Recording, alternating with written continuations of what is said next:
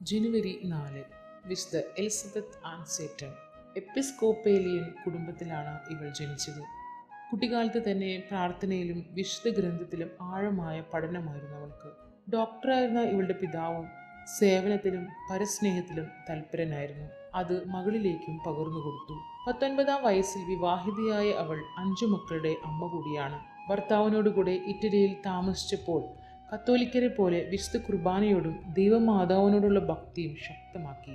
ഭർത്താവിന്റെ മരണശേഷം കത്തോലിക്ക സഭയിൽ ചേർന്നു. കുട്ടികളെ സംരക്ഷിക്കാൻ അവൾ ബോസ്റ്റണിൽ ഒരു സ്കൂൾ സ്ഥാപിച്ചു. അവിടെ പഠിപ്പിച്ചിരുന്നവർ ഉപവിയുടെ സഹോദരിമാരായി. രോഗങ്ങളും മറ്റുള്ളവരുടെ തെറ്റിദ്ധാരണകളും അവളെ ഞെരുക്കിക്കൊണ്ടിരുന്നു. 1821 ജനുവരി 4-ാം തീയതി എലിസബത്ത് മരിച്ചു. അവൾ എഴുതിയിട്ടുള്ള 1000-ഓളം കത്തുകൾ അവൾ സാധാരണ തലത്തിൽ നിന്ന് ധീരശുദ്ധിയിലേക്ക് ഉയർന്നത് വ്യക്തമാക്കുന്നുണ്ട്. 6-ാം പൗലോസ് മാർപ്പാപ്പ അവളെ വിശുദ്ധ എന്ന് പ്രഖ്യാപനം ചെയ്തു.